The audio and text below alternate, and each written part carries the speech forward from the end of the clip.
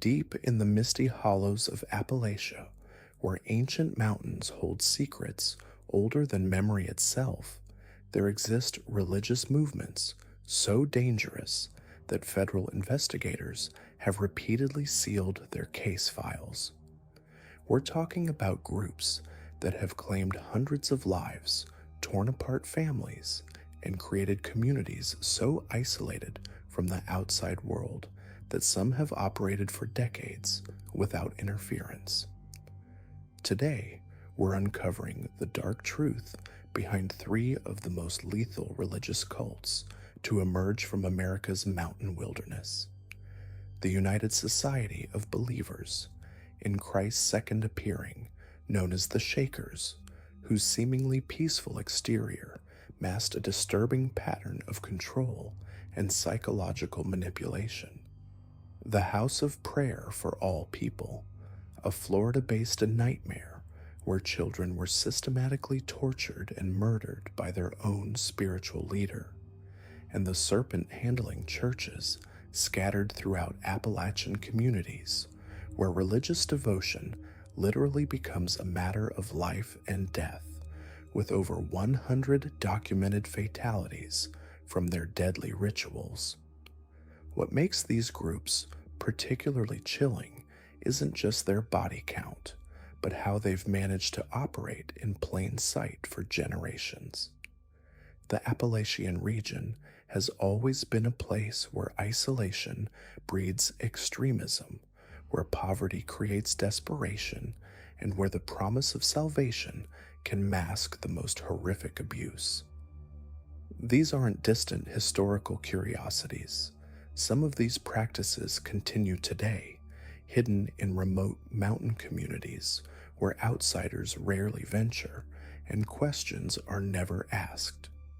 The stories you're about to hear involve systematic child abuse, ritual murder, and religious practices so extreme they challenge our understanding of faith itself. Federal investigators have described these cases as among the most disturbing they've ever encountered. Court records detail torture methods that would make seasoned detectives resign from their positions. Medical examiners have documented deaths so brutal they've required psychological counseling for the professionals who processed the evidence. What's most unsettling is how these groups have managed to justify their actions through twisted interpretations of Christian doctrine.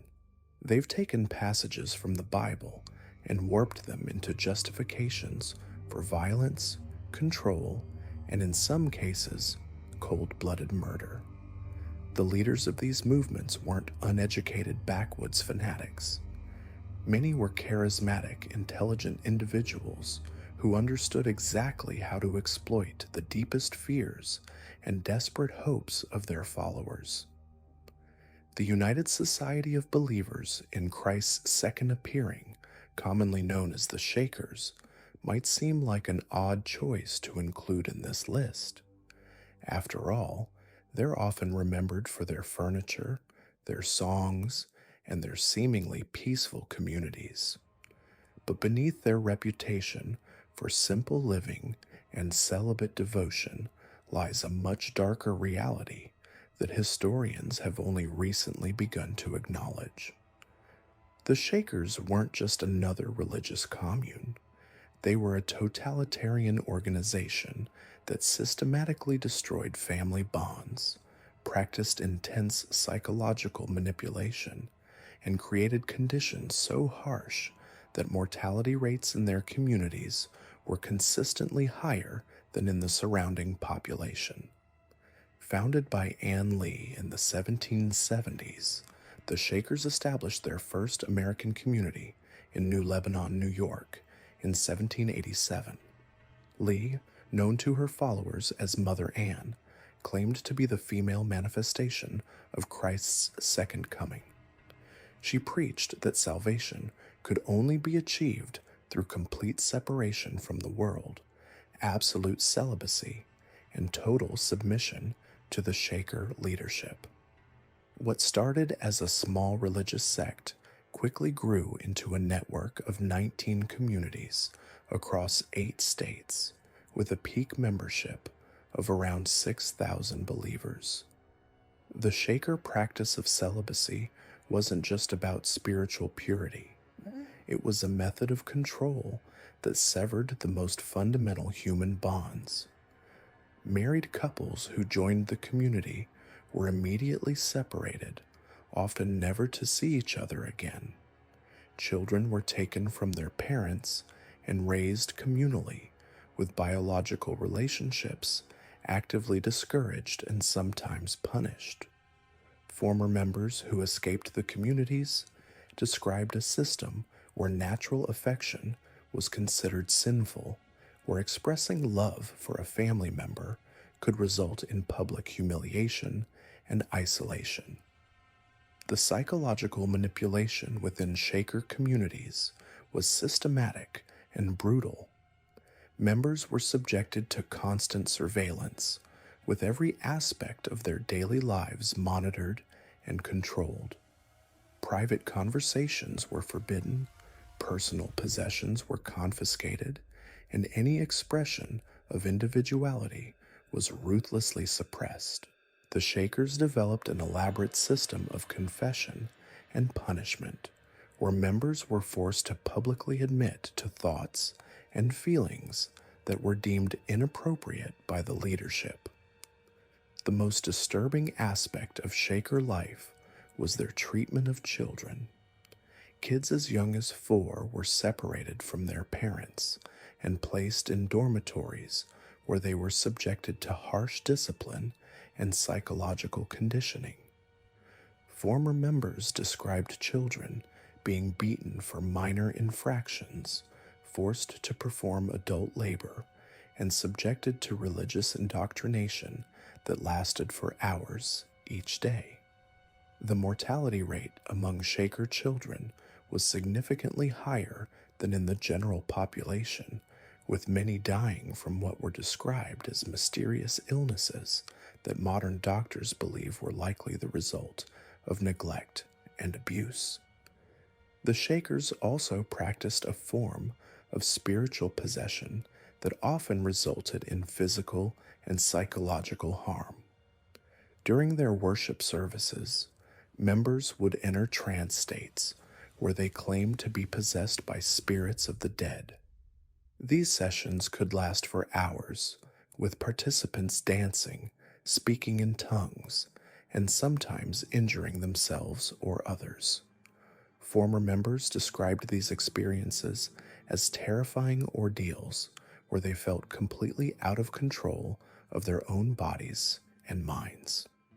By the 1840s, the Shaker movement had reached its peak, but it was during this period that some of their most disturbing practices were documented. They began claiming to receive messages from the spirit world that demanded increasingly extreme behavior from their followers. These supposed revelations often required members to give up their remaining personal possessions, submit to even harsher discipline, or undergo spiritual purification rituals that sometimes resulted in serious injury or death. The economic structure of Shaker communities was designed to create complete dependence on the organization. Members were required to turn over all their personal wealth when they joined, and the communities were structured so that leaving meant abandoning everything they had worked for. This economic trap kept many members in the communities, even when they desperately wanted to leave, creating a captive population that could be subjected to increasingly extreme control. The Shaker leadership also practiced a form of medical neglect that resulted in numerous preventable deaths. They rejected most forms of conventional medicine, instead relying on herbal remedies and spiritual healing that often proved ineffective for serious illnesses. Members were sometimes forbidden from seeking outside medical help, even when they were dying from treatable conditions. This medical neglect was particularly devastating for children and elderly members who had no ability to seek help on their own. As the Shaker movement began to decline in the late 1800s, former members began speaking out about the abuse they had endured. Their testimonies revealed a pattern of systematic exploitation, psychological manipulation, and physical abuse that had been hidden behind the Shakers' reputation for peaceful living. These accounts described communities where fear and control were the primary methods of maintaining order, where individual identity was systematically destroyed, and where the promise of salvation was used to justify the most extreme forms of human suffering. The Shakers' legacy is complicated by their undeniable contributions to American culture and technology. Their innovations in agriculture, manufacturing, and design were genuinely revolutionary, and their emphasis on equality between men and women was ahead of its time. But these achievements cannot obscure the human cost of their religious practices. The Shaker communities were built on a foundation of psychological manipulation, family destruction, and systematic abuse that caused immeasurable suffering for thousands of individuals. Today, only a handful of Shakers remain, living in a single community in Maine. But their story serves as a powerful reminder of how religious extremism can flourish in isolated communities, how charismatic leaders can exploit the deepest human needs for belonging and purpose, and how the promise of salvation can be used to justify the most horrific abuse. The Shakers weren't just a quirky religious sect that made furniture and sang songs. Now we delve deeper into the twisted histories of these cults, examining their most shocking practices and devastating impact on countless victims. The Shakers, despite their carefully cultivated image of peaceful communalism, harbored dark secrets that would horrify modern observers. Behind their orderly villages and innovative craftsmanship lay a system of psychological manipulation that destroyed families and crushed individual identity. The Shaker leadership exercised absolute control over every aspect of members' lives. Children were separated from their biological parents immediately upon entering Shaker communities, a practice they justified as necessary for spiritual purification. These children, many of whom had been orphaned or abandoned, became property of the sect. They were raised in gender-segregated dormitories under the watchful eyes of appointed caretakers who showed them no maternal or paternal affection. The psychological trauma inflicted on these children was systematic and deliberate. Former Shakers who escaped their communities in the late 1800s described a childhood devoid of normal human connection. Children were forbidden from forming friendships, expressing preferences, or showing individual personality traits. They were taught that their natural desires were sinful and that only through complete submission to Shaker authority could they achieve salvation. Perhaps most disturbing was the Shakers' practice of forced confessions. Children as young as 6 were required to confess their sins publicly before the entire community. These sessions often lasted for hours, with elders pressing children to admit to increasingly elaborate transgressions. Former members described how children would invent sins simply to satisfy their interrogators, leading to a complete breakdown of their sense of reality and truth. The mortality rate among Shaker children was significantly higher than in surrounding communities. While the Shakers attributed these deaths to God's will, evidence suggests that medical neglect played a major role. The sect's belief in faith healing meant that seriously ill children were often denied proper medical care. Instead, they were subjected to bizarre spiritual treatments that included prolonged fasting, cold water immersions, and exhausting prayer sessions.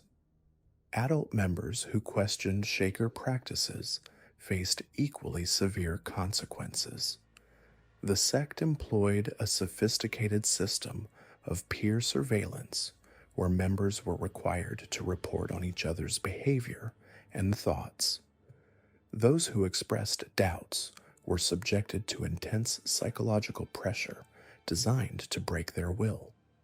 The process, which Shakers called spiritual cleansing, involved isolation, sleep deprivation, and constant verbal abuse until the individual either submitted completely or suffered a complete mental breakdown. The Shakers' economic success came at a terrible human cost. The sect operated what amounted to forced labor camps where members worked from dawn to dusk without compensation. Children began working at age 7, performing dangerous tasks in workshops and factories. Injuries were common, but medical treatment was minimal. The Shakers viewed physical suffering as spiritually beneficial, believing it brought them closer to divine perfection. Women in Shaker communities faced particular brutality despite the sect's claims of gender equality. While women could hold leadership positions, they were subjected to additional restrictions and punishments. The Shakers believed that women were inherently more sinful than men due to Eve's role in original sin.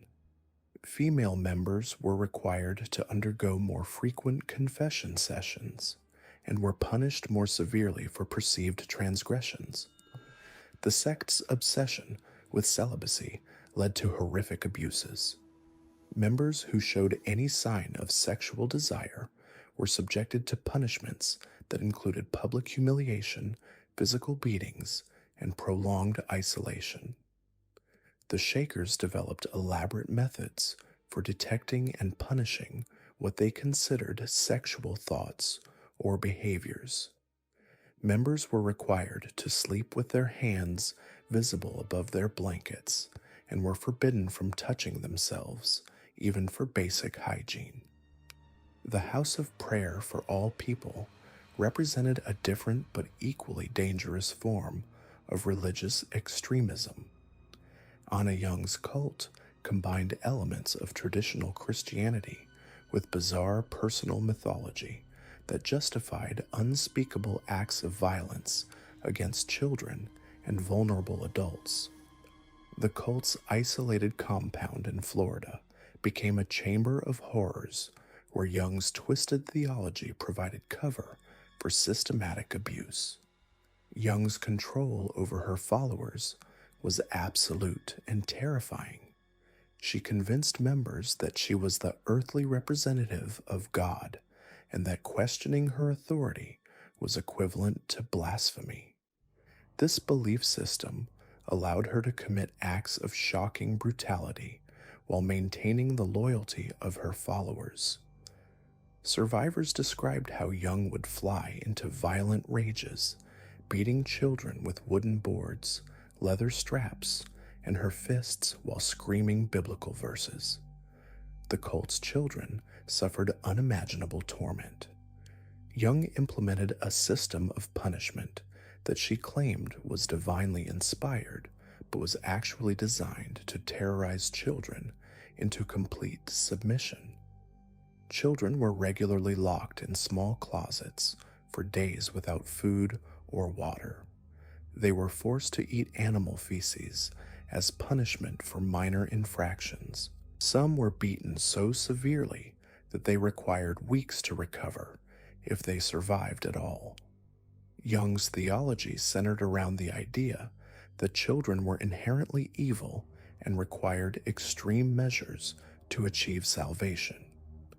She taught her followers that physical suffering was necessary to purge sin from young souls. This belief system justified increasingly extreme punishments that eventually led to the deaths of multiple children. The cult members, convinced they were saving these children's souls, participated willingly in their torture and murder. The psychological manipulation employed by Young was sophisticated and effective. She isolated members from outside contact, controlled all information coming into the compound, and created an atmosphere of constant fear and surveillance. Members were required to confess their sins and the sins of others during lengthy group sessions that often turned into frenzied attacks on designated scapegoats. Young's ability to maintain control, even as her crimes escalated, demonstrates the power of charismatic authority combined with religious fanaticism. Even after multiple children died under suspicious circumstances, her followers continued to support her. They had been so thoroughly indoctrinated that they viewed the deaths as tragic but necessary sacrifices in their spiritual war against evil. The serpent-handling churches of Appalachia represent perhaps the most publicly visible of these dangerous cults. While their practices have been documented by researchers and journalists, the full extent of the physical and psychological damage inflicted by these sects remains largely hidden from public view. The churches prey on the desperation and poverty of Appalachian communities, offering spiritual solutions to problems that require practical intervention.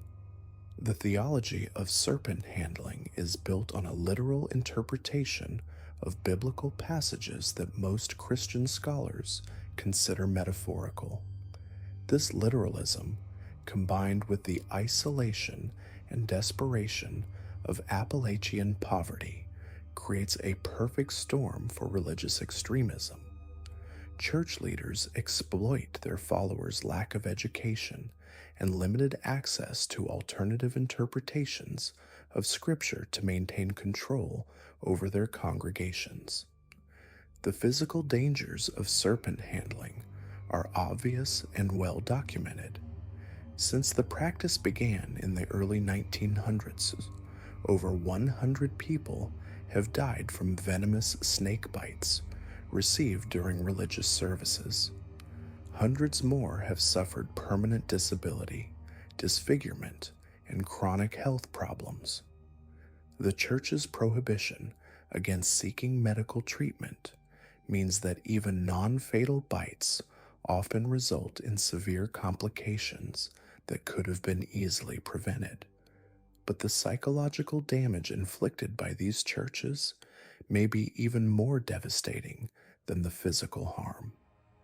Children raised in serpent-handling communities are subjected to regular exposure to life-threatening situations presented as tests of faith. They witness adults being bitten by deadly snakes, drinking poison, and handling fire, all while being told that their survival depends on their spiritual worthiness. The impact on children's psychological development is profound and lasting. Many develop severe anxiety disorders, depression, and post-traumatic stress symptoms that persist long after they leave these communities. The constant exposure to life-threatening situations creates a distorted understanding of risk and safety that affects their ability to function in normal society. The serpent-handling churches also employ sophisticated methods of social control that extend far beyond their religious services. Members are required to demonstrate their faith through increasingly dangerous acts, creating a culture of competitive risk-taking that inevitably leads to tragedy. Those who express doubt or refuse to participate are shunned by their communities, leaving them isolated and vulnerable. The Church's emphasis on divine healing and rejection of modern medicine has led to numerous preventable deaths from treatable conditions. Members are taught that seeking medical treatment demonstrates a lack of faith and that illness is either a test from God or punishment for sin. This belief system has resulted in the deaths of diabetics who refused insulin, cancer patients who rejected treatment, and accident victims who were denied emergency care. The geographical isolation of many serpent-handling churches makes it difficult for authorities to monitor their activities or provide assistance to those who want to leave. These communities often exist in remote mountain areas with limited law enforcement presence and poor communication infrastructure. This isolation allows dangerous practices to continue unchecked and makes it nearly impossible for victims to seek help. The intergenerational nature of serpent-handling communities means that abuse and trauma are passed down through families for generations. Children who grow up in these environments often have no understanding of normal family relationships or healthy expressions of spirituality. They may carry the psychological scars of their upbringing throughout their lives, and many struggle to form healthy relationships or function in mainstream society. The economic exploitation common in these communities adds another layer of abuse to the religious manipulation. Church leaders often control members' finances, employment opportunities, and living arrangements. This economic dependence makes it extremely difficult for members to leave, even when they recognize the dangers of their situation. The serpent-handling churches have also been linked to other criminal activities, including drug trafficking, weapons violations, and domestic violence. The same isolation and anti-government sentiment that allows dangerous religious practices to flourish also provides cover for other illegal activities. Some church leaders have used their religious authority to intimidate witnesses and obstruct law enforcement investigations. The media attention that serpent-handling churches have received in recent years has had mixed results. While increased scrutiny has led to some legal reforms and better enforcement of existing laws, it has also driven many churches further underground. Some groups have become more secretive and isolated, making it even more difficult for authorities to monitor their activities or assist potential victims.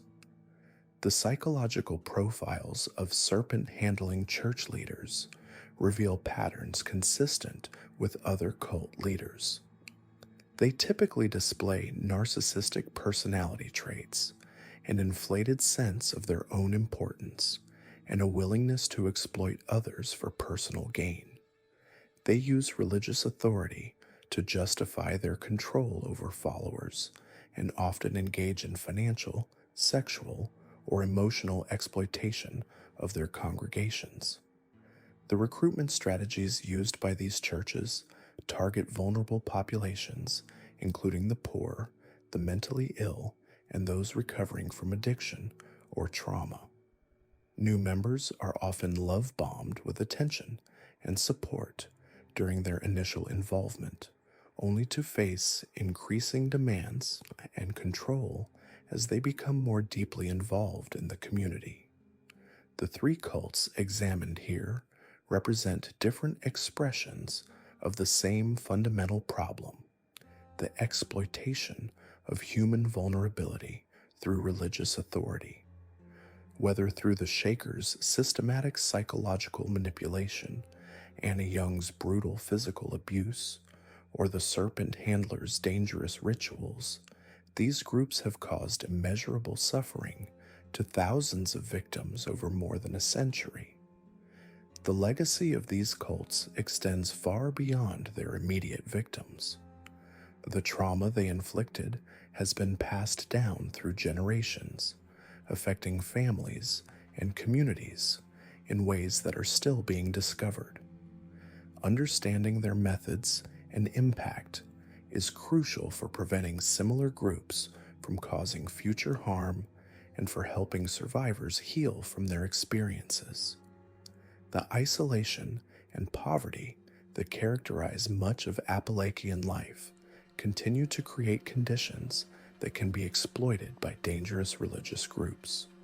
While law enforcement and social services have become more aware of these threats, the remote nature of many communities and the deeply held religious traditions of the region make prevention and intervention challenging. The stories of these cults serve as a stark reminder that religious freedom, while fundamental to American democracy, can be perverted to justify horrific acts of abuse and violence. Now we turn to the most enigmatic of our deadly Appalachian movements, the serpent-handling churches, where faith becomes a literal dance with death. Unlike the Shakers, with their subtle psychological warfare, or Anna Young's calculated brutality, these congregations practice their violence in full view, calling it worship while bodies pile up year after year. Deep in the coal-scarred hollows of Appalachian Kentucky, where poverty gnaws at souls like acid and hope dies harder than winter frost, desperate people have always sought signs that God still cares. But in certain churches scattered across these forgotten mountains, that search for divine connection has spawned a tradition so deadly that it makes the Shakers look like Sunday school teachers. The serpent handling movement began in 1909 when a traveling preacher named George Went Hensley claimed to receive a divine revelation while handling a rattlesnake in the remote hills of Tennessee. What started as one man's interpretation of Scripture would eventually claim over 100 lives and create a religious tradition that continues to this day. These aren't ordinary churches.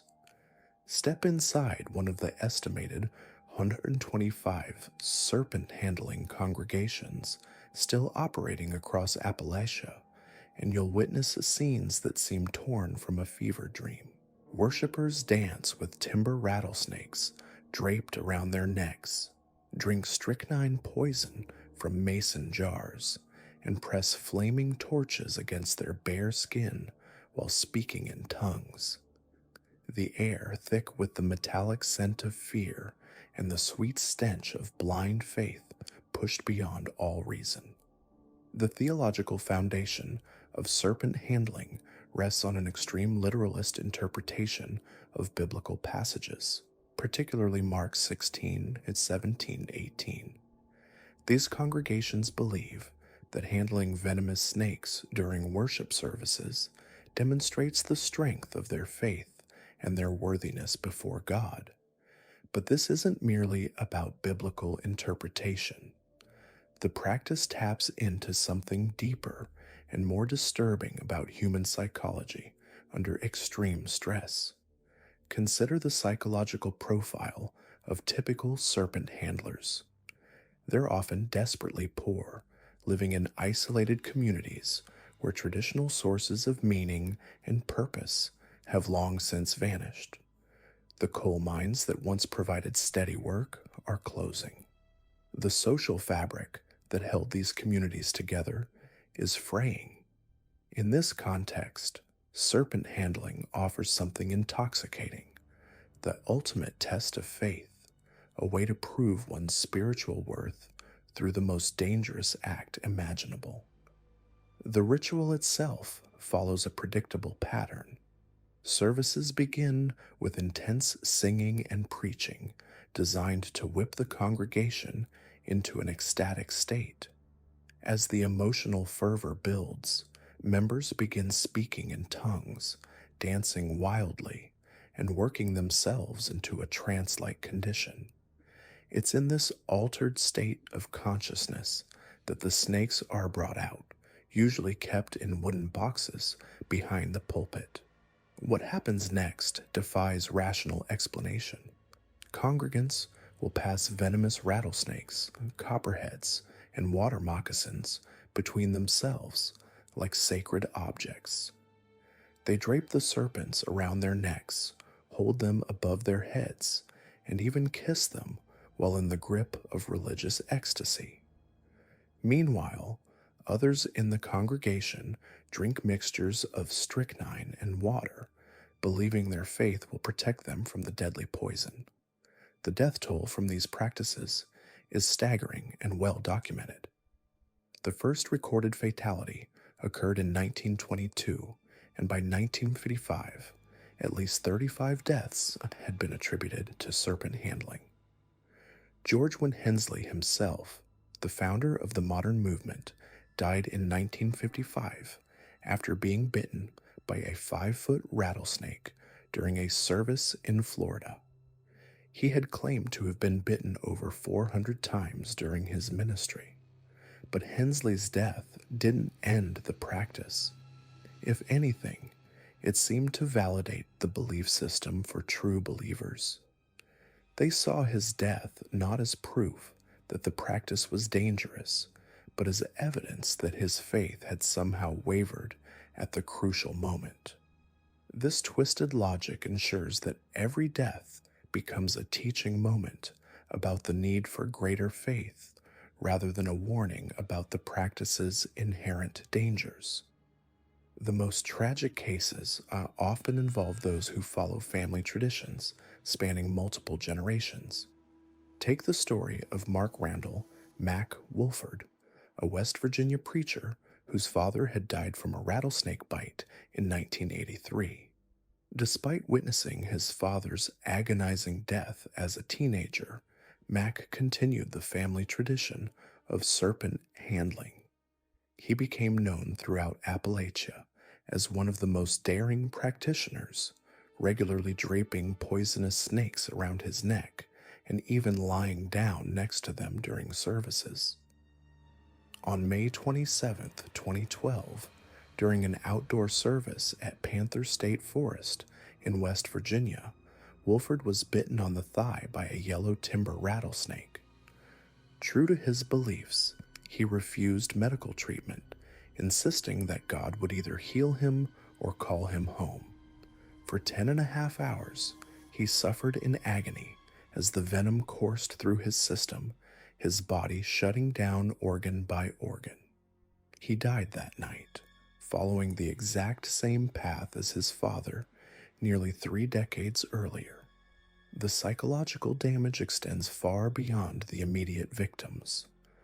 Children raised in serpent-handling families grow up normalized to extreme danger and taught that risking their lives is a demonstration of spiritual worth.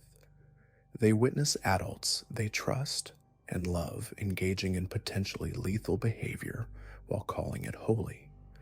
Many develop severe anxiety disorders, struggle with concepts of reasonable risk assessment, and carry trauma that affects them long after they leave these communities.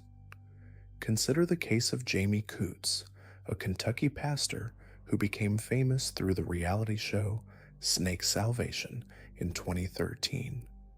Coots invited television cameras to document every aspect of serpent handling life, using the publicity to defend and promote the practice. He had been bitten 8 times before receiving his fatal bite in February 2014. When emergency responders arrived at his church after the fatal bite, they found that Coots had gone home, refusing treatment in accordance with his beliefs. He died hours later, leaving behind a family that continues to practice serpent handling despite losing their patriarch to it. The most disturbing aspect of the Coots case was the response of his community and family. Rather than questioning the practice that killed him, they doubled down on their beliefs. His son Cody took over the congregation and continues handling serpents to this day, arguing that his father died as he lived, faithful to his beliefs. This generational perpetuation of deadly practices shows how these religious communities create closed systems of meaning that are virtually impossible to escape. The serpent handling movement has also produced its share of criminal behavior when the extreme beliefs intersect with personal vendettas. The most infamous case involves Glenn Summerford, a pastor in Alabama who attempted to murder his wife using rattlesnakes. In 1991, Summerford came home drunk and angry, beat his wife Darlene, then forced her at gunpoint to put her hand into a cage containing agitated rattlesnakes. When she was bitten and her hand began to swell and blacken, he forced her to drive around with him for hours before making her put her hand in the cage again for a second bite. Darlene only survived because Glenn passed out from drinking before he could force additional bites. She was able to seek medical treatment and eventually testified against her husband. Glenn was convicted of attempted murder and sentenced to 99 years in prison, where he remains today. The case revealed how the culture of serpent handling could be weaponized by abusive individuals who used religious authority to justify attempted murder. The legal response to serpent handling has been inconsistent across Appalachian states. Most have banned the practice, recognizing the clear danger it poses to participants. Tennessee, Kentucky, and Alabama have specific laws against the use of venomous snakes in religious services. The penalties range from misdemeanor fines to felony charges. Only West Virginia continues to allow the practice, citing religious freedom protections in their state constitution. But legal prohibitions have done little to stop dedicated practitioners. Many simply move their services to private property or cross state lines to areas where enforcement is lax. The remote, insular nature of these communities makes monitoring difficult, and local law enforcement often lacks the resources or political will to crack down on practices that are deeply embedded in regional culture. The medical reality of venomous snake bites provides important context for understanding why this practice is so deadly. Contrary to popular belief among practitioners, repeated exposure to snake venom doesn't create immunity. Instead, successive bites often trigger increasingly severe allergic reactions. While not every bite from a venomous snake is fatal, intentionally handling agitated serpents while in an altered state of consciousness dramatically increases the likelihood of receiving a full envenomation. Modern serpent handling has been complicated by media attention and changing cultural attitudes. The deaths of high-profile practitioners like Jamie Coots and Mac Wolford brought national scrutiny to these communities, forcing many churches to become more secretive about their practices. The 2013 reality show Snake Salvation was canceled after Coots's death, and producers expressed regret about potentially encouraging dangerous behavior by giving the practice a platform. Yet the movement persists, driven by the same desperate spiritual hunger that has always characterized life in America's most economically devastated regions. For believers, each death becomes not a warning, but a martyrdom, proof of the deceased's ultimate faithfulness. They point to biblical passages about taking up one's cross and being willing to die for faith as justification for practices that outsiders see as clearly suicidal. The psychological mechanisms that sustain serpent-handling communities are remarkably similar to those found in other dangerous cults. There's the charismatic leadership that demands absolute obedience, the closed belief system that rejects outside criticism, the emphasis on proving worthiness through increasingly extreme acts, and the social isolation that makes leaving the community psychologically devastating. What makes serpent handling particularly insidious is how it exploits genuine spiritual seeking. The people drawn to these practices aren't necessarily mentally ill or inherently self-destructive. They're often individuals facing overwhelming life challenges who are desperately searching for meaning, purpose, and divine intervention. The practice offers them a way to feel special, chosen, and directly connected to the divine through the ultimate act of faith.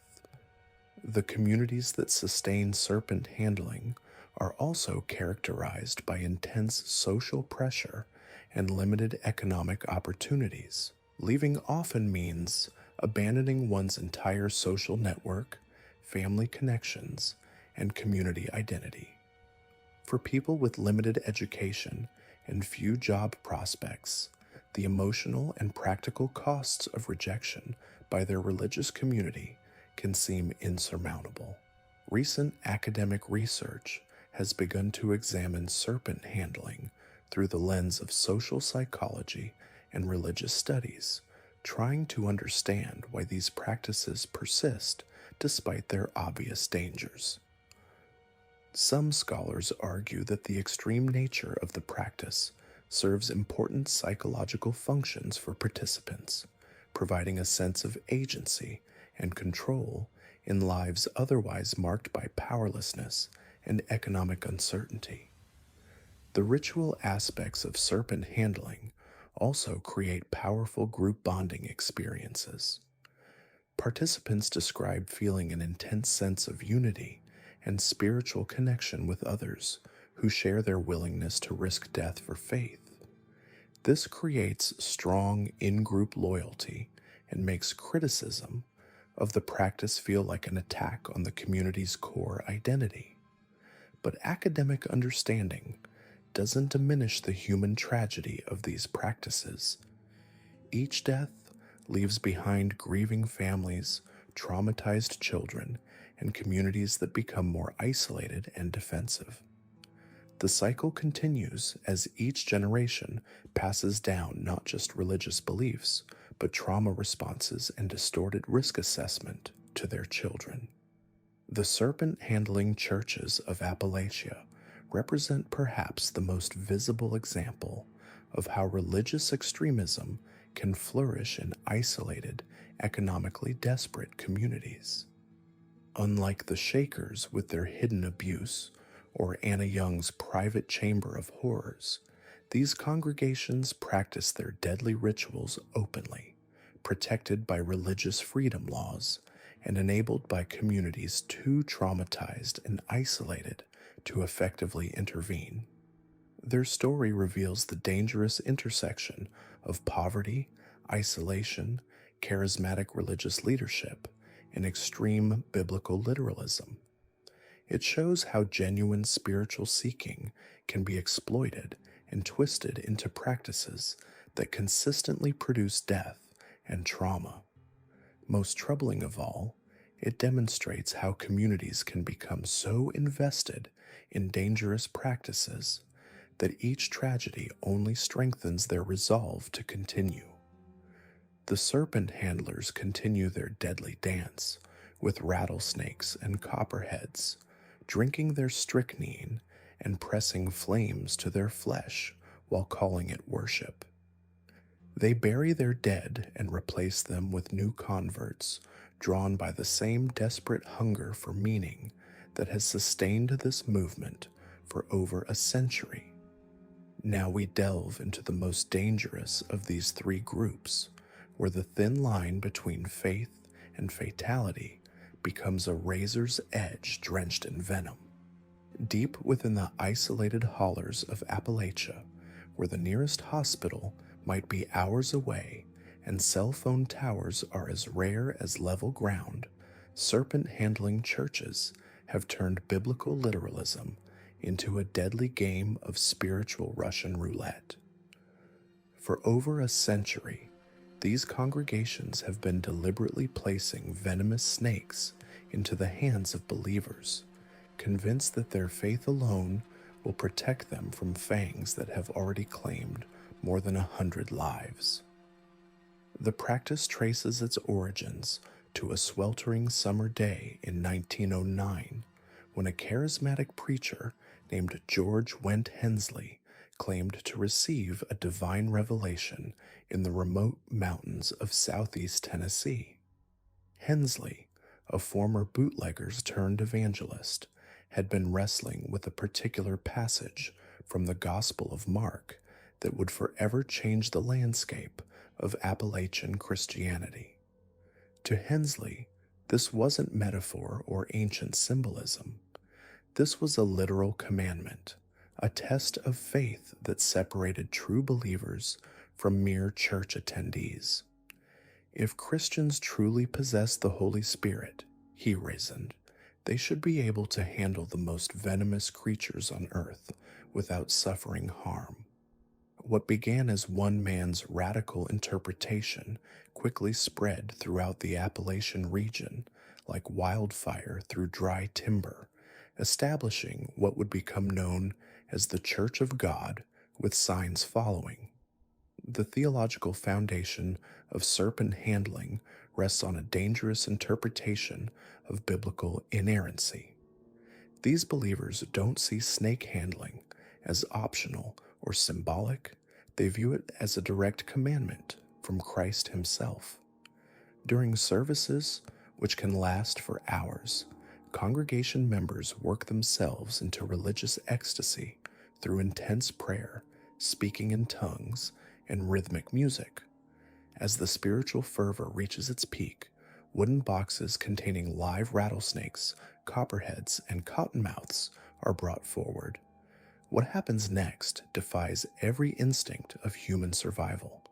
Men, women, and sometimes even teenagers reach into these boxes with their bare hands, lifting out coiled serpents whose venom could kill within hours. They dance with these creatures, draped around their necks, pass them between congregation members, and hold them aloft as living proof of their spiritual power. The atmosphere in these services is electric with a mixture of genuine religious devotion and barely contained terror. But serpent handling represents only one element of these churches' dangerous practices.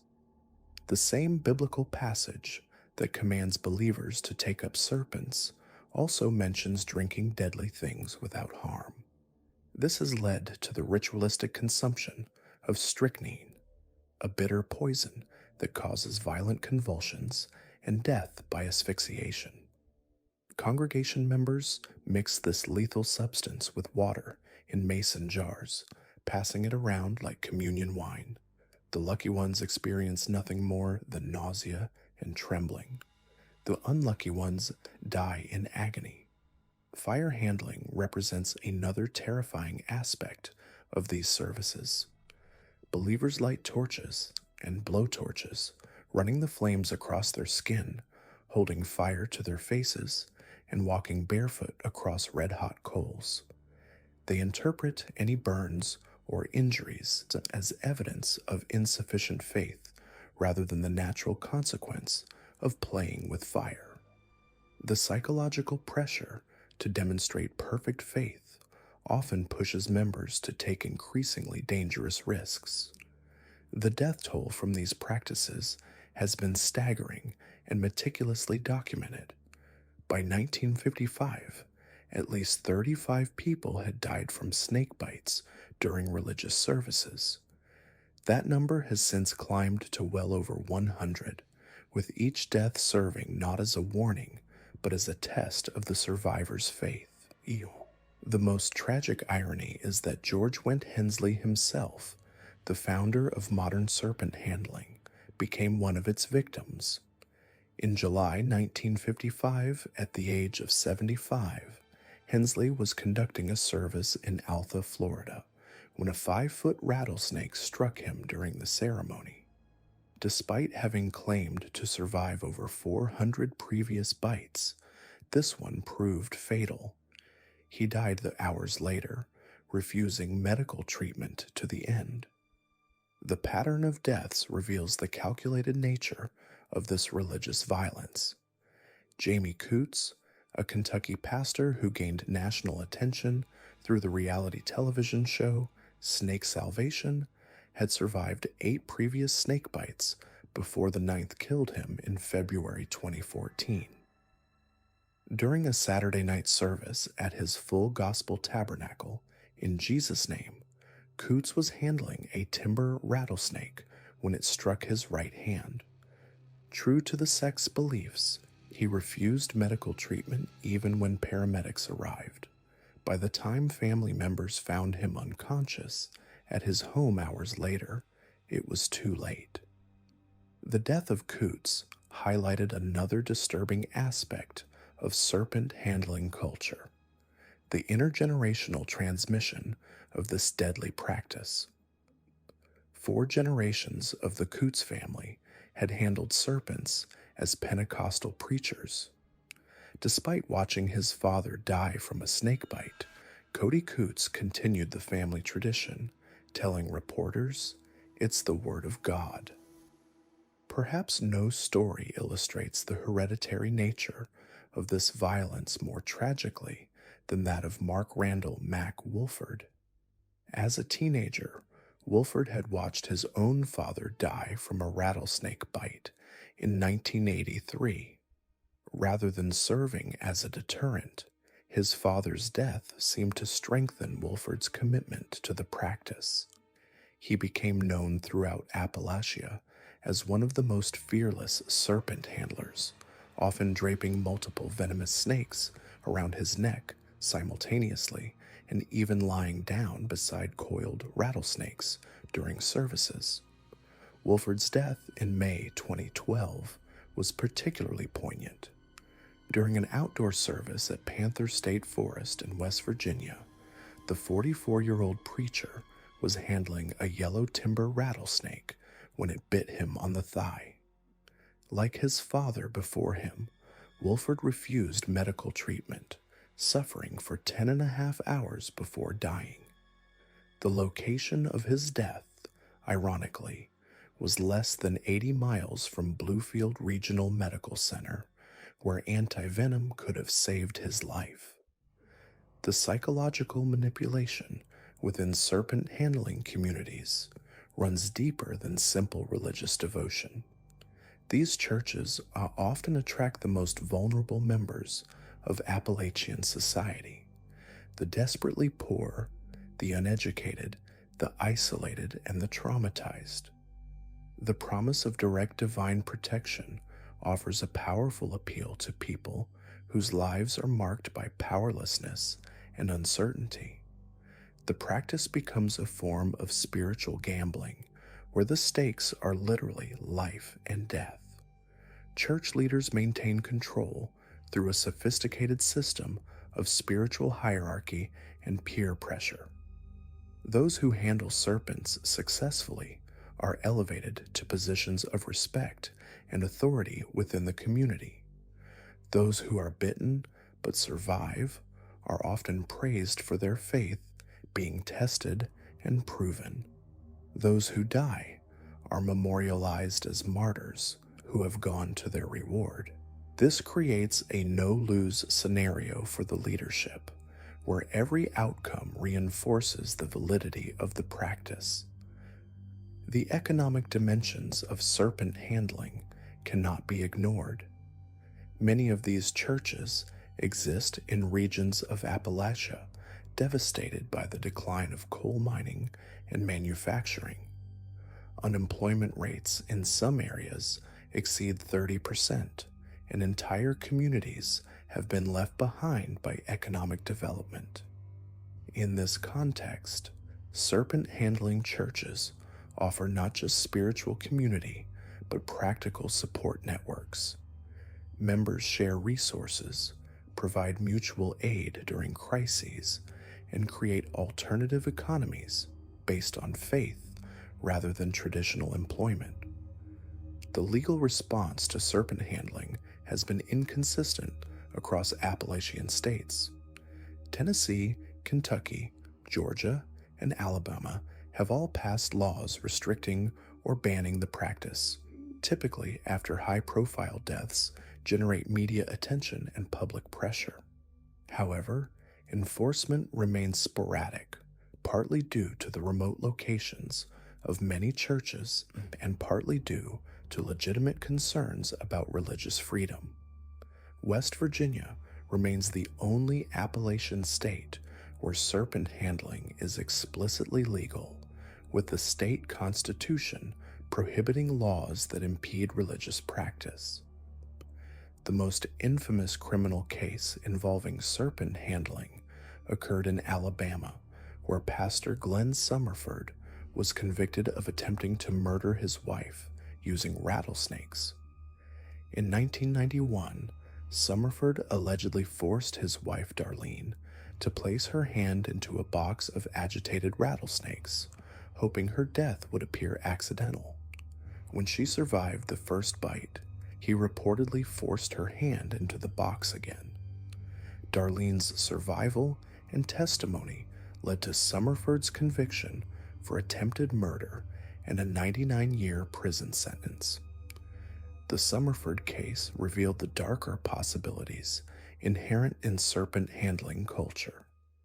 When religious leaders possess both venomous snakes and absolute authority over their followers, the potential for abuse extends far beyond accidental deaths during services.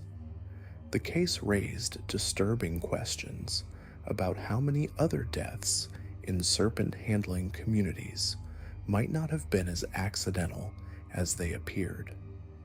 Medical professionals who have studied serpent handling deaths point to several factors that increase fatality rates beyond what might be expected from random snake bites. First, the practice typically involves multiple handlers working with the same snakes during highly emotional services, increasing stress levels in both humans and reptiles. Stressed snakes are more likely to bite and more likely to inject full doses of venom. Second, the handlers often consume alcohol or other substances before services, believing these demonstrate their faith in biblical promises about drinking deadly things without harm. Alcohol actually increases the toxicity of snake venom and impairs the body's ability to cope with envenomation. Third, the remote locations of many serpent handling churches mean that even when victims change their minds about seeking medical treatment, help may be hours away. Most snakebite deaths occur not from the immediate effects of venom, but from the body's systemic response to envenomation. With prompt medical intervention, including antivenom, most victims of venomous snake bites survive. Without treatment, even bites from relatively less dangerous species, like copperheads, can prove fatal. The psychological trauma inflicted on children in serpent handling communities represents perhaps the most insidious form of abuse perpetrated by these groups. Children as young as 10 have been encouraged to handle venomous snakes, with successful handling seen as evidence of spiritual maturity. Those who refuse or show fear are often subjected to intense pressure and spiritual counseling designed to overcome their natural self-preservation instincts. Former members who have escaped serpent handling communities describe childhoods marked by constant terror and religious confusion. They speak of being forced to watch adults convulse and foam at the mouth after drinking poison, of seeing respected community members die in agony from snake bites, and of being told that any fear they felt was evidence of spiritual weakness.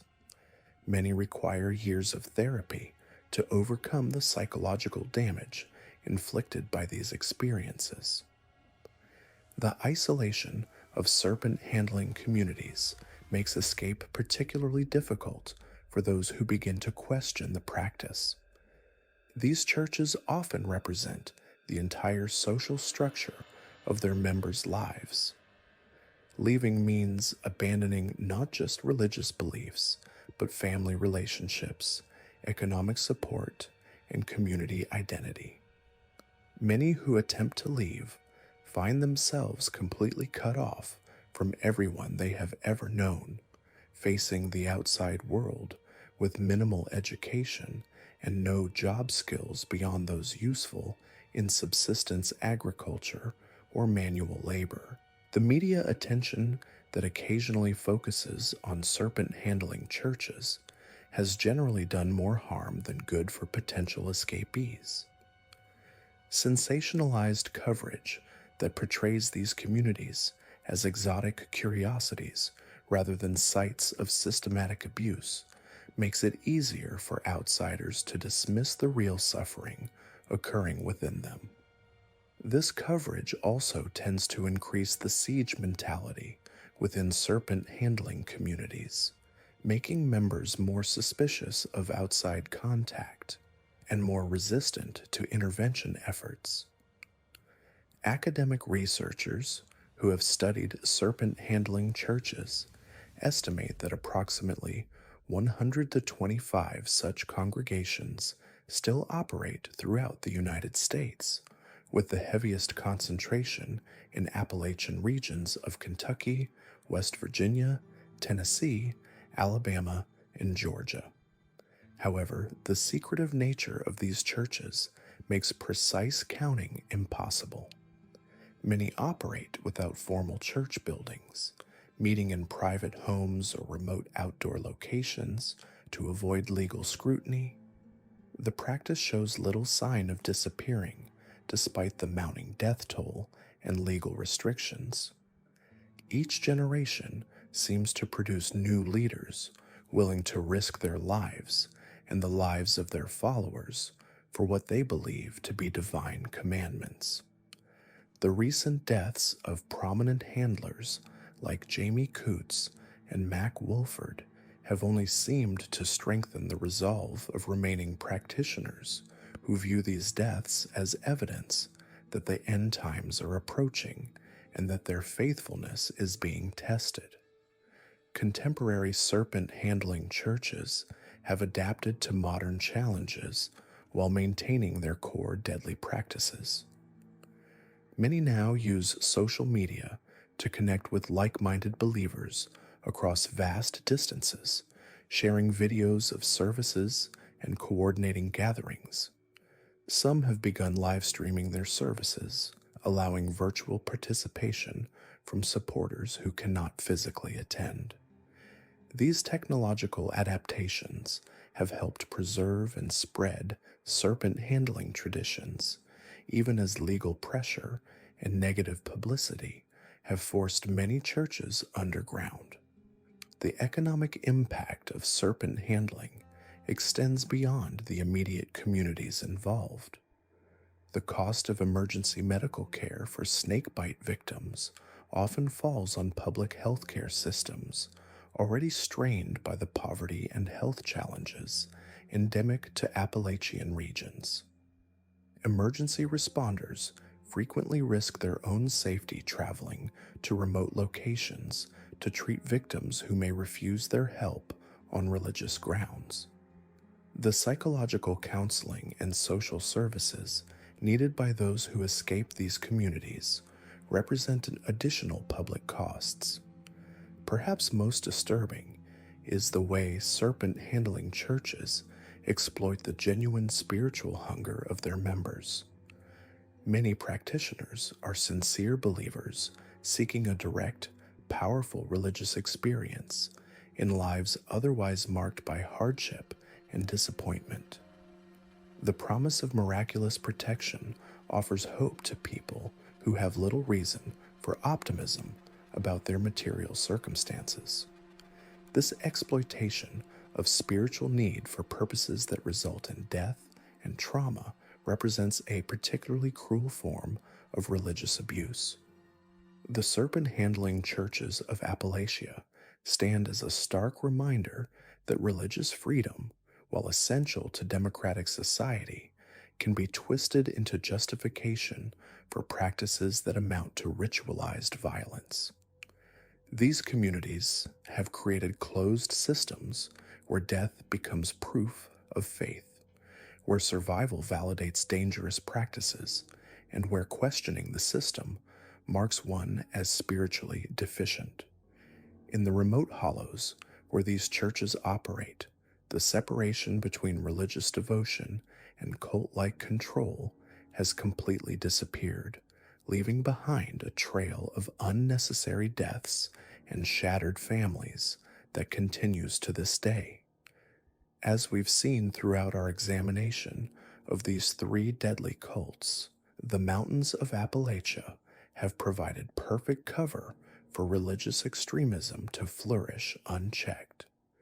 Whether through the subtle, psychological manipulation of the Shakers, the brutal violence of Anna Young's House of Prayer, or the ritualized self-destruction of serpent-handling churches, each group has exploited the isolation, poverty, and spiritual hunger of their followers to create systems of control that prioritize ideology over human life. While the Shakers presented themselves as a peaceful, utopian community, their hidden practices reveal a far more sinister reality. What mainstream history books won't tell you is that the Shaker movement systematically destroyed families, practiced psychological warfare, and created conditions that led to countless deaths through medical neglect and ritualistic abuse. The Shakers didn't just practice celibacy, they weaponized it. When families joined their communities, children were immediately separated from their parents and placed under the control of designated caretakers who were trained to break down familial bonds. Former members who escaped described witnessing children being forced to publicly denounce their biological parents as vessels of carnal sin during community meetings. Those who resisted faced solitary confinement in windowless cells called reflection chambers, where they were kept for days with minimal food and water. The community's approach to medicine was equally deadly. Shakers rejected most forms of medical treatment, believing that illness was a manifestation of spiritual impurity. During disease outbreaks, sick members were often isolated in poorly ventilated buildings where they were left to pray away their afflictions. Death rates in Shaker communities were significantly higher than in surrounding areas, particularly among children and elderly members.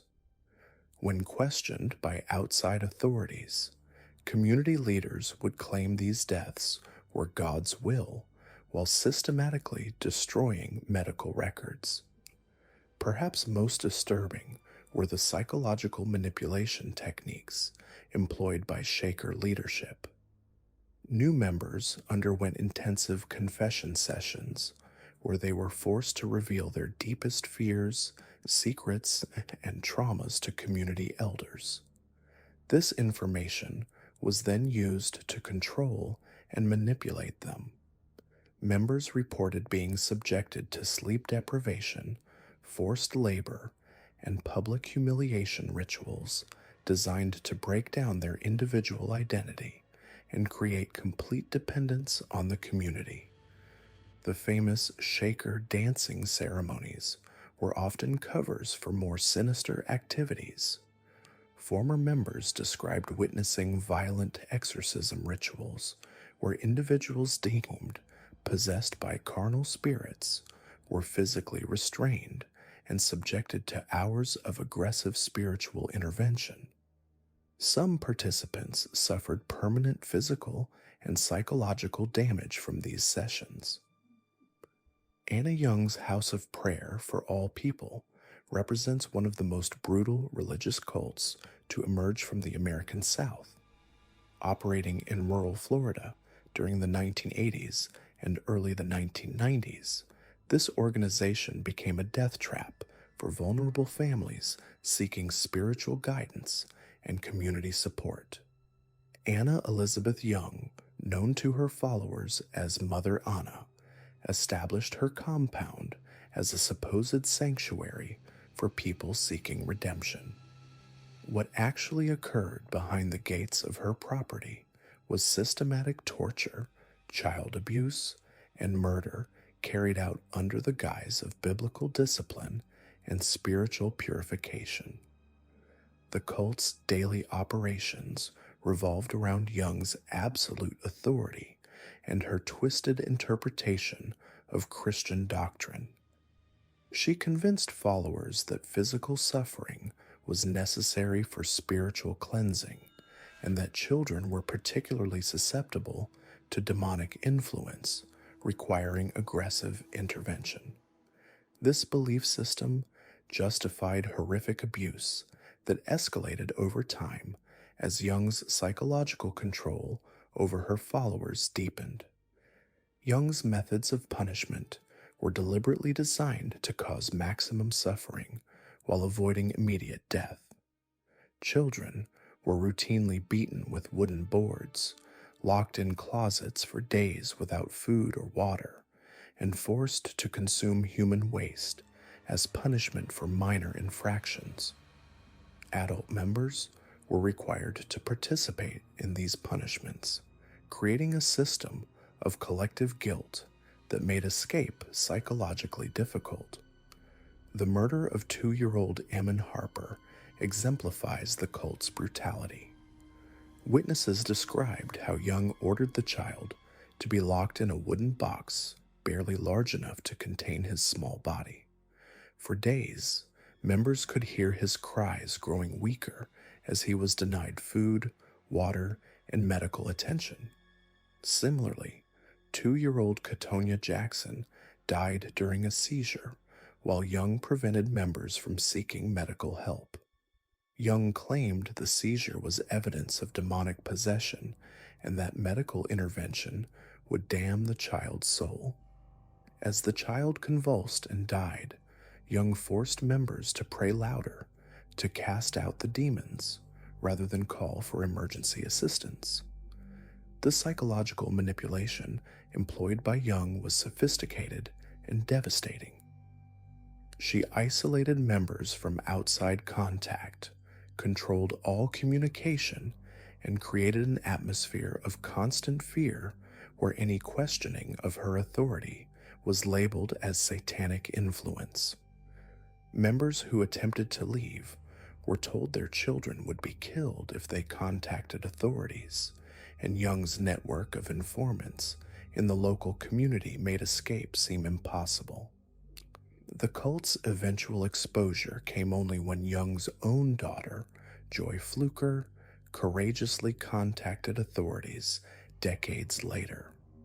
By then, the physical evidence had been largely destroyed, and many potential witnesses had died or disappeared. Young's conviction and subsequent death in prison provided only partial justice for the children who suffered and died under her control. Serpent handling represents perhaps the most obviously dangerous religious practice in Appalachian Christianity, yet its psychological and social impacts extend far beyond the immediate physical risks of venomous snake bites. These churches create a culture of religious extremism that has claimed over 100 lives and continues to traumatize children and vulnerable adults across the rural South. The practice originated with George Went Hensley in 1909, but it was the specific social and economic conditions of Appalachian communities that allowed it to flourish. Isolated, impoverished, and often lacking access to education or mental health care, these communities became fertile ground for religious leaders who promise divine protection in exchange for displays of extreme faith. The theological justification for serpent handling centers on a literal interpretation of Mark 16:17-18, which describes believers taking up serpents as signs of faith. However, the practice extends far beyond snake handling to include drinking strychnine poison, handling fire, and other potentially lethal activities. Churches typically maintain collections of venomous snakes, including rattlesnakes, copperheads, and water moccasins that are handled during services without any medical supervision or safety precautions. The death toll from serpent handling has been substantial and well documented. George Went Hensley himself died from a rattlesnake bite in 1955 after claiming to have been bitten over 400 times previously. Jamie Coots, who gained national attention through the reality TV show Snake Salvation, died in 2014 after refusing medical treatment for a timber rattlesnake bite.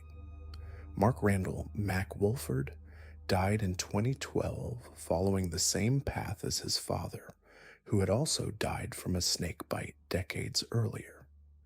These deaths follow a predictable pattern. Believers are bitten during services, but refuse medical treatment, believing that seeking help demonstrates a lack of faith.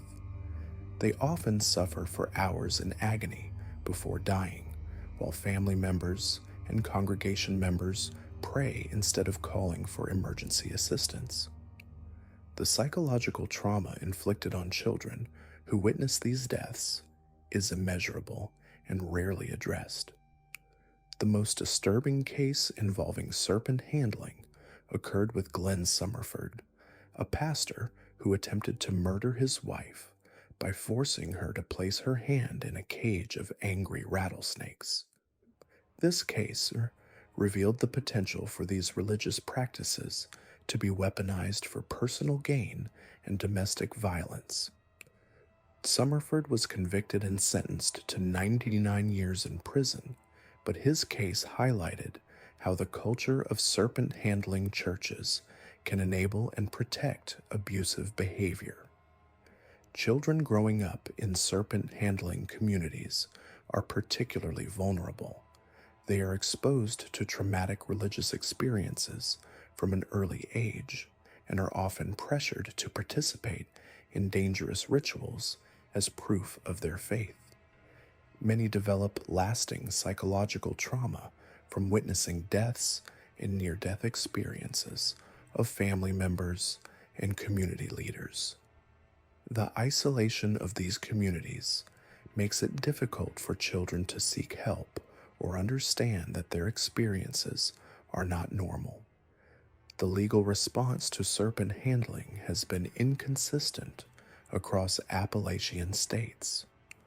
While most states have banned the practice, enforcement is often lax due to religious freedom protections and the remote locations of many churches. West Virginia remains the only state where serpent handling is explicitly legal, though even there, practitioners face potential charges if deaths occur. Medical experts emphasize that contrary to popular belief, it's impossible to develop immunity to snake venom through repeated exposure. Instead, successive bites often lead to increasingly severe allergic reactions that make future encounters more dangerous rather than less. The belief that faith provides protection from venom has no scientific basis and has been repeatedly disproven by the deaths of even the most devoted practitioners. The psychological appeal of serpent handling lies in its promise of divine protection and community belonging in areas where traditional social support systems have broken down. For impoverished, isolated communities struggling with economic decline and social problems, these churches offer a sense of purpose and identity. However, this comes at an enormous cost in human lives and psychological well-being. The media attention surrounding serpent handling deaths has created additional problems for practitioners. Many churches have become increasingly secretive and defensive, making it harder for members who want to leave to seek help. The sensationalized coverage of deaths and injuries has also attracted thrill seekers and tourists who treat these religious practices as entertainment, further traumatizing sincere believers. What unites all three of these deadly Appalachian cults is their exploitation of religious authority to justify practices that would be clearly recognized as abuse in any other context. The Shakers use spiritual justification to destroy families and neglect medical care.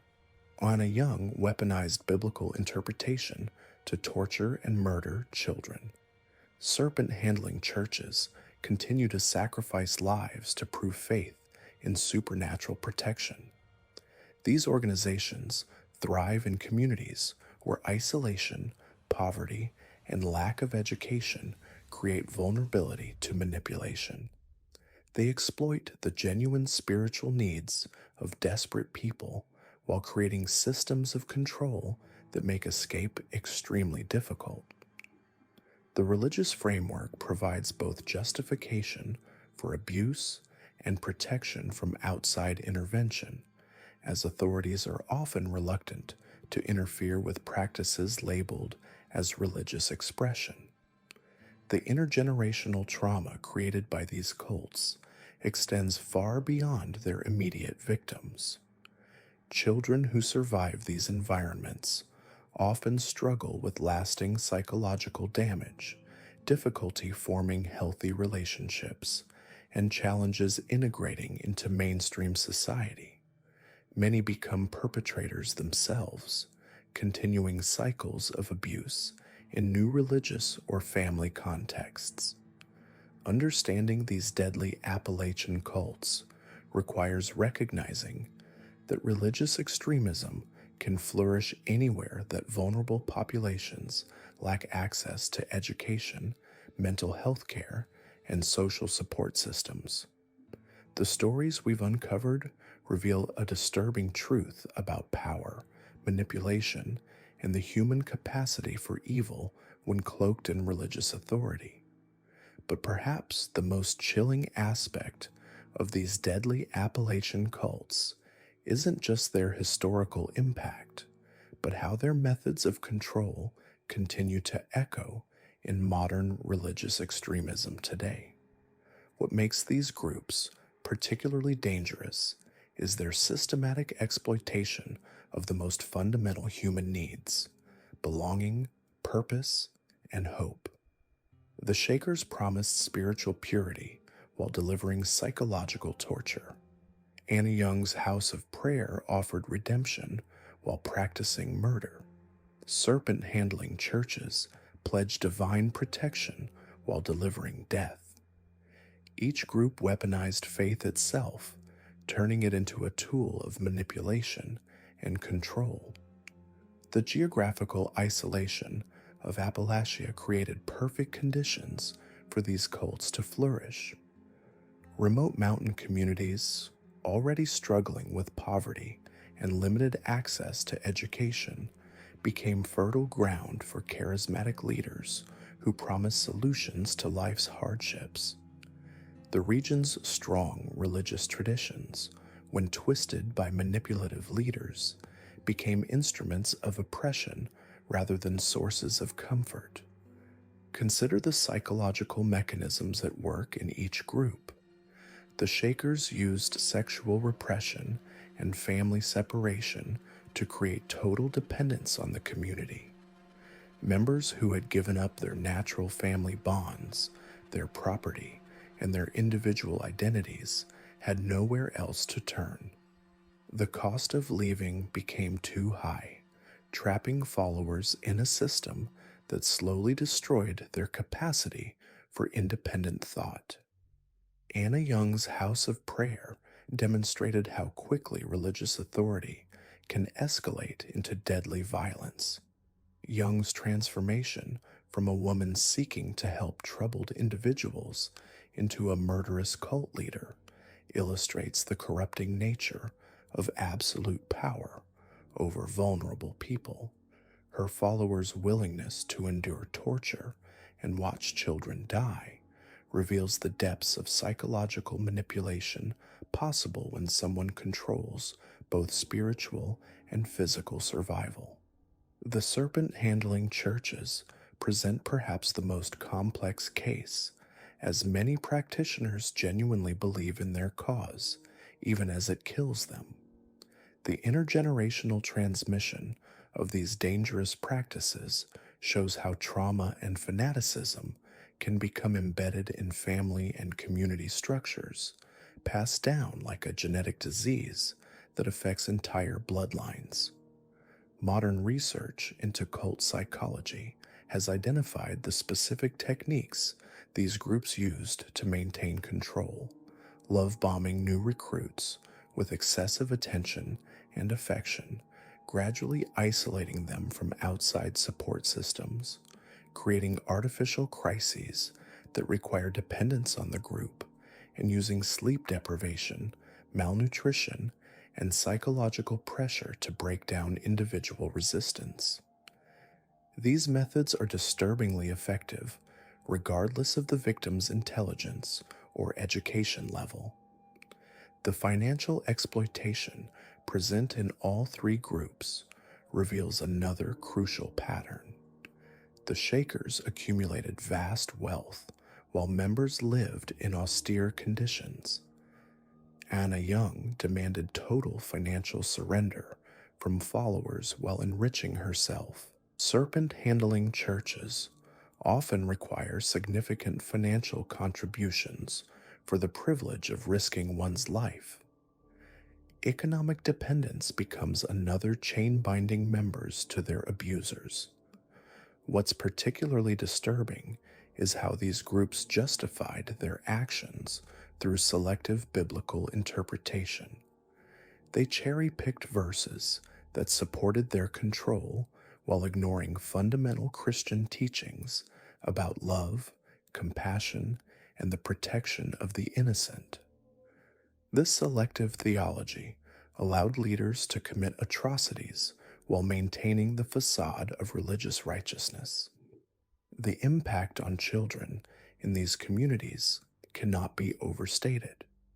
Shaker children were systematically separated from parents and indoctrinated into a life of celibacy and submission.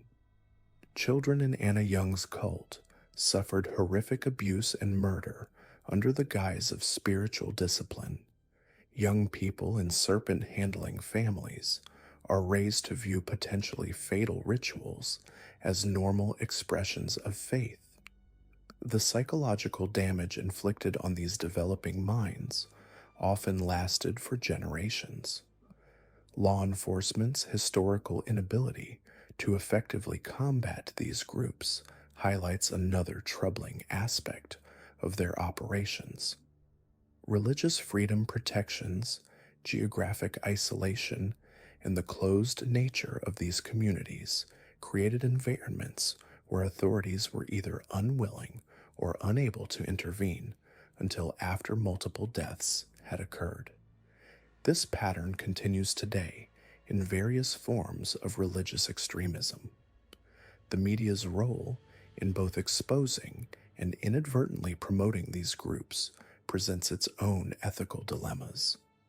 While publicity sometimes led to intervention and justice, it also provided a platform for dangerous leaders to spread their influence and attract new followers. The fine line between informing the public and providing free advertising for extremist groups remains a challenge for journalists and content creators today. Perhaps most unsettling is the realization that all three of these groups still exist in some form. Shaker communities continue operating with their controlling practices intact. Anna Young's influence lives on through surviving members who carry the trauma of their experiences. Serpent-handling churches continue their deadly rituals, claiming new victims each year while communities struggle with how to respond.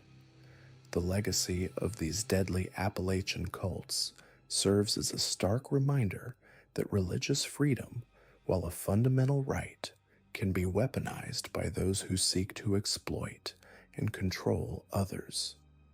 The challenge for modern society is protecting genuine religious expression while preventing the kind of systematic abuse and murder these groups perpetrated for decades.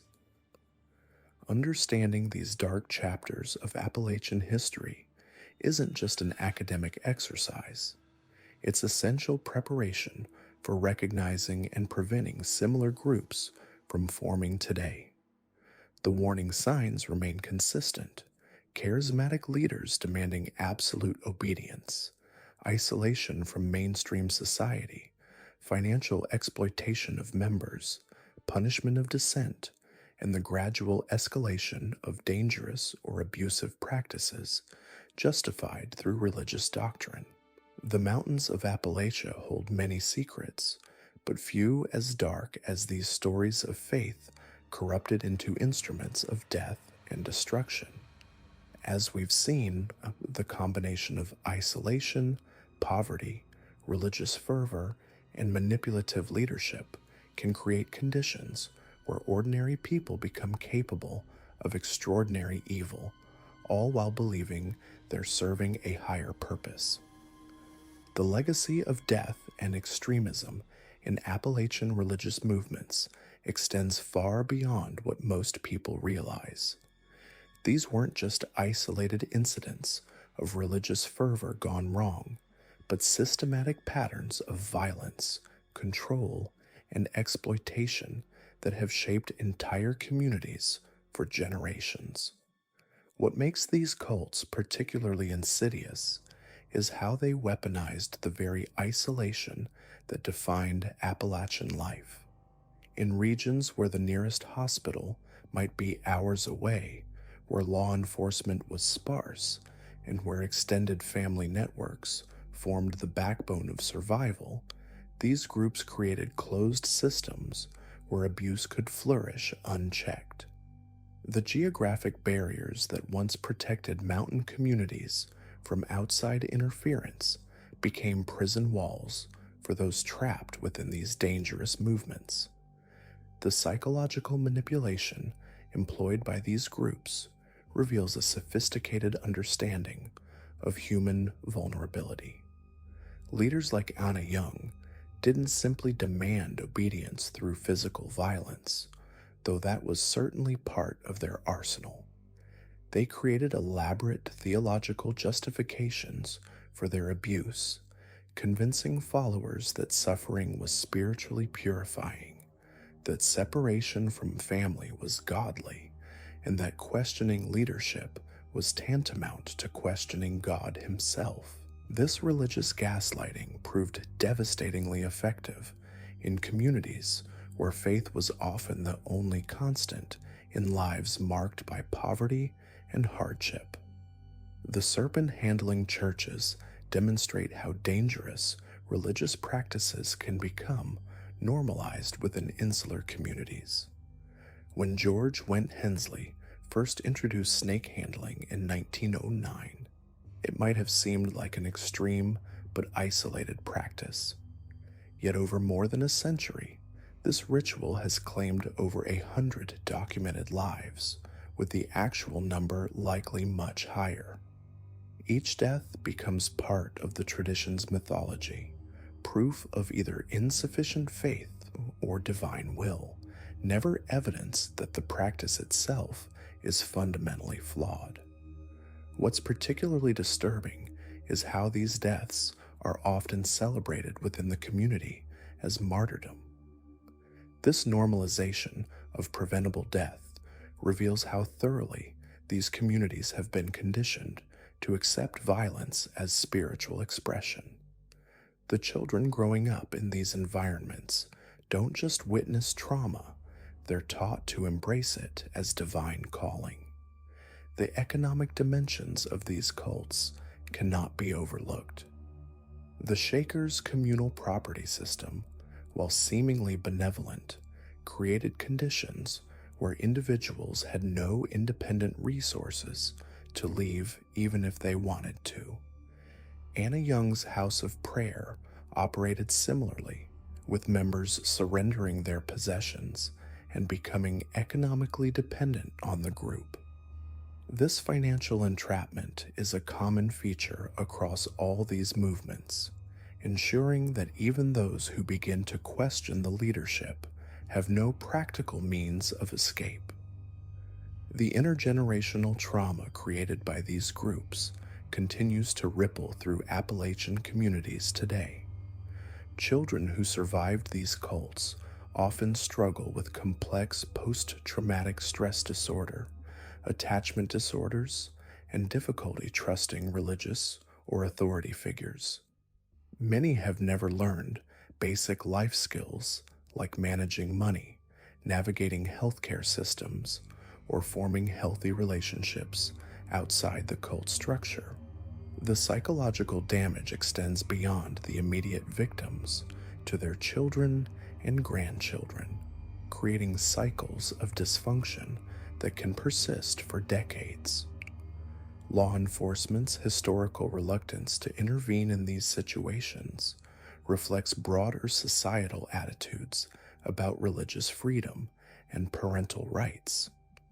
The constitutional protection of religious expression, while crucial for a free society, has sometimes been interpreted so broadly that it shields obviously harmful practices from scrutiny. This has been particularly problematic in Appalachian regions, where local law enforcement may have personal connections to the groups in question or may lack the resources to conduct complex investigations into religious communities. The role of media coverage in these stories is complex and often problematic. While attention from journalists and documentary filmmakers has sometimes led to investigations and prosecutions, it has also contributed to the sensationalization of these practices. The focus on the exotic and dangerous aspects of these groups can overshadow the very real human suffering involved, and may even inadvertently promote the practices by giving them notoriety.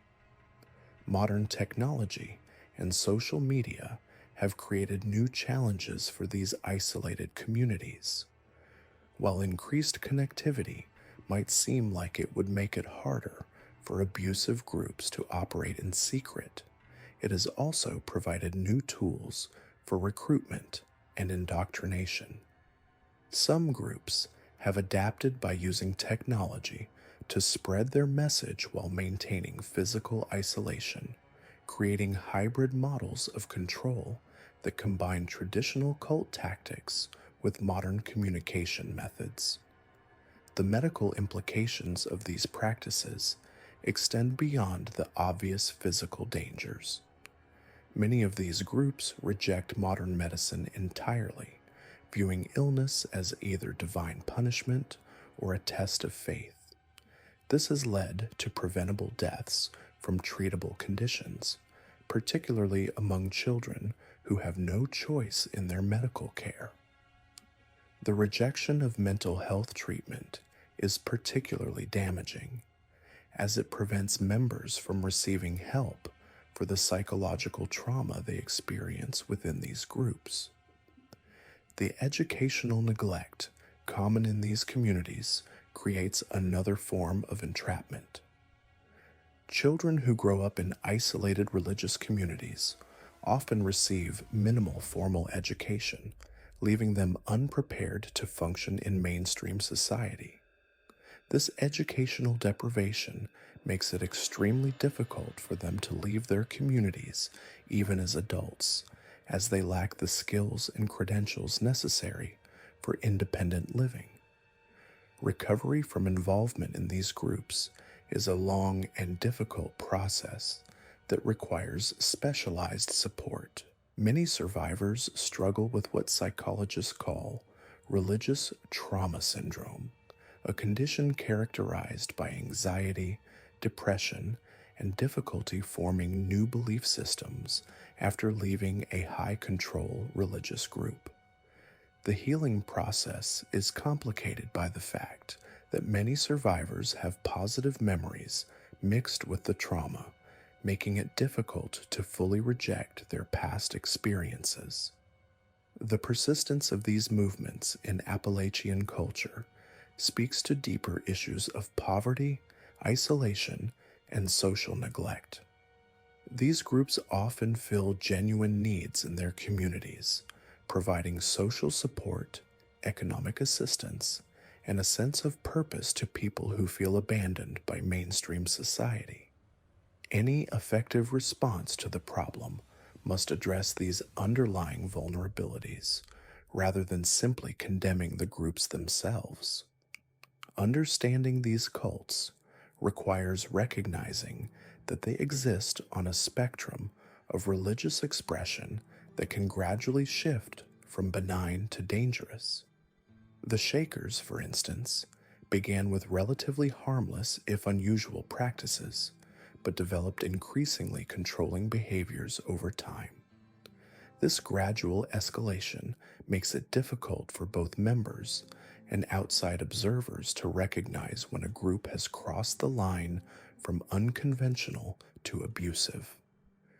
The stories of survivors who have spoken out about their experiences provide crucial insights into how these groups operate and how they might be prevented or disrupted.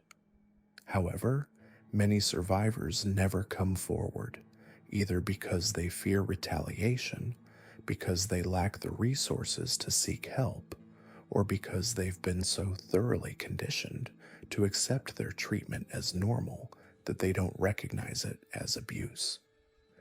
The true measure of these groups' impact cannot be calculated solely in terms of deaths and documented abuses.